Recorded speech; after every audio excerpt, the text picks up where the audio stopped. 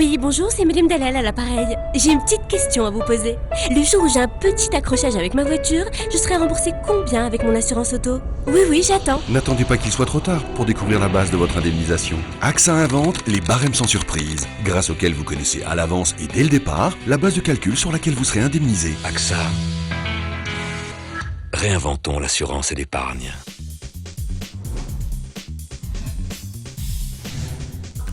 Bonjour et bienvenue dans le journal de l'économie de ce lundi 13 mai sur Chauffe TV.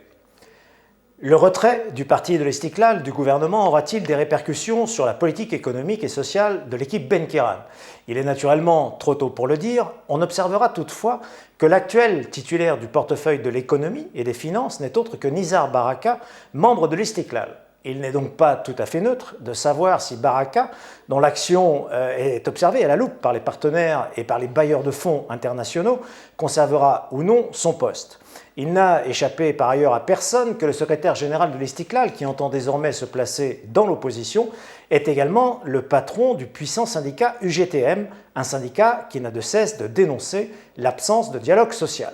On attend donc avec impatience le contenu du mémorandum que doit adresser au roi Mohamed VI le double leader politique et syndical qui appelle à renouveler en profondeur et le gouvernement et la politique économique et sociale engagée par Abdelillah Ben-Kiran. Le gouvernement au secours du secteur textile. 30 milliards de dirhams d'investissement, c'est le montant que le gouvernement souhaiterait injecter au bénéfice du secteur textile. La conjoncture et le quasi-abandon des pouvoirs publics à l'égard d'un secteur hier encore puissant au Maroc ont mis à mal l'ensemble de la filière, entraînant la fermeture ou la faillite de nombreuses entreprises, souvent fleurons du secteur. Un nouveau plan, le plan 2025, en cours de gestation, pourrait toutefois redonner un nouveau souffle à un secteur en grande difficulté, mais qui compte encore quelques 40% des emplois industriels du Maroc. Selon Abdelkader Amara, le ministre de l'Industrie, le Maroc pourrait ainsi réaliser, avec des partenaires privés, un investissement de l'ordre de 30 milliards de dirhams d'ici à 2025 pour réindustrialiser son secteur textile.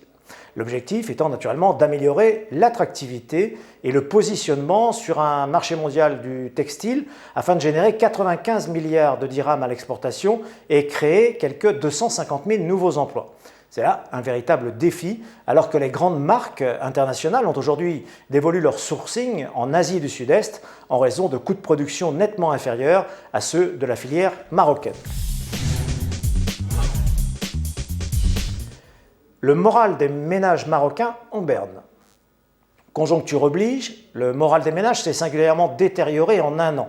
La dernière enquête du Haut Commissariat au Plan sur l'indice de confiance des ménages a enregistré au cours du premier trimestre 2013 une détérioration de 2,6 points par rapport au quatrième trimestre 2012 et surtout d'un peu plus de 7 points par rapport à son niveau du premier trimestre de l'année 2012. Pour le premier trimestre de cette année, l'indice s'établit à 75,8 points contre 78,4 points un trimestre auparavant, marquant donc une baisse d'un peu plus de 2,5 points. Et comparé à son niveau au même trimestre de l'année précédente, où il se situait à près de 83 points, l'indice de confiance des ménages a lui enregistré une baisse de plus de 7 points. Il s'agit là du plus mauvais résultat depuis le premier trimestre 2011.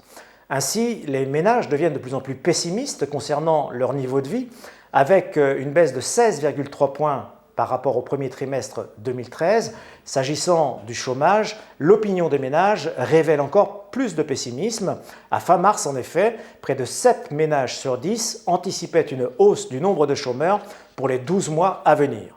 Le solde de cet indicateur s'établit ainsi à son niveau le plus bas depuis le premier trimestre 2008, un pessimisme qui conduit plus de la moitié des ménages marocains, 50,5%, à considérer que le moment n'est pas opportun pour faire des achats de biens durables, alors que 22% seulement pensent le contraire.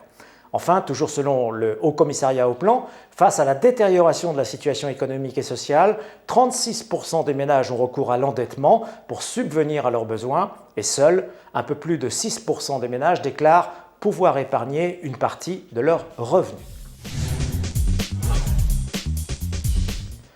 La LIDEC poursuit ses investissements à Casablanca. Les investissements de la LIDEC ont atteint 1,6 milliard de dirhams l'an passé contre 1,3 milliard en 2011, une progression annuelle de 22%. Le total des investissements cumulés depuis 1997 par le gestionnaire délégué eau électricité dans le Grand Casablanca est de 13 milliards de dirhams. Pour l'entreprise, une stratégie d'investissement reposant sur 2 volets a été mise en œuvre l'an passé, qui touche à la fois au renouvellement et à l'extension des réseaux relatifs à ces 4 métiers, l'équipement et les réseaux d'eau, l'assainissement et l'éclairage. Avec des investissements de près de 914 millions de dirhams, c'est l'assainissement liquide qui occupe le premier rang des investissements de la LIDEC et qui affiche d'ailleurs la plus forte hausse avec près de 32% en un an par rapport à 2011, en raison notamment de l'avancement des grands projets comme celui du projet de dépollution système anti-pollution Est à Casablanca. L'agglomération de Casablanca, d'ailleurs, connaît une très forte croissance qui exige bien évidemment le développement et la mise à niveau de l'ensemble des infrastructures. Petite hausse à la clôture de la bourse de Casablanca ce soir. La place de Casablanca enregistre une hausse en effet identique pour ses 2 indices phares à plus 0,28%, le MADEX à 7521 points et le MACI à 9243 points. Une séance positive pour Maghrebaï en hausse de 5,78% à 870 dirhams et pour Africa Gaz qui progresse lui de 4,39% à 1618 dirhams. Nouveau recul en revanche pour Strock Industries qui perd 3,77 à la clôture à 59 dirhams et pour Promofarm en retrait lui de 2,41% à 811 dirhams. Bonsoir et à demain pour un nouveau journal de l'écho sur Chouf TV.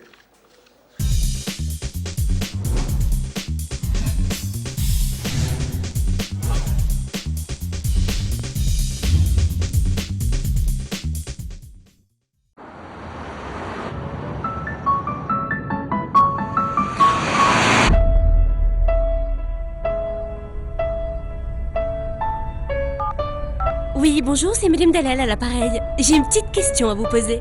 Le jour où j'ai un petit accrochage avec ma voiture, je serai remboursée combien avec mon assurance auto? Oui, j'attends. N'attendez pas qu'il soit trop tard pour découvrir la base de votre indemnisation. AXA invente les barèmes sans surprise. Grâce